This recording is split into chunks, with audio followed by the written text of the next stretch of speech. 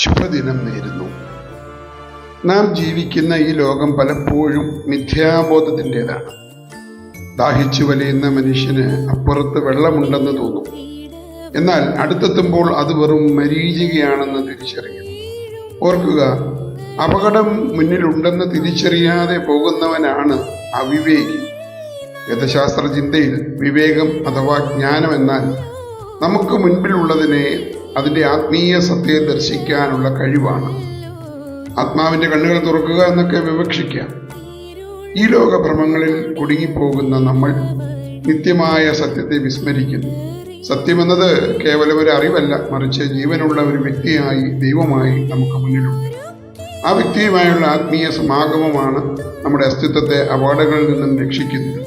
പ്രതിസന്ധികളിൽ ആ സത്യത്തെ മുറുകെ പിടിക്കുക. ശുഭദിനം നേർന്നുകൊണ്ട് തോമസ് പി ജോൺ.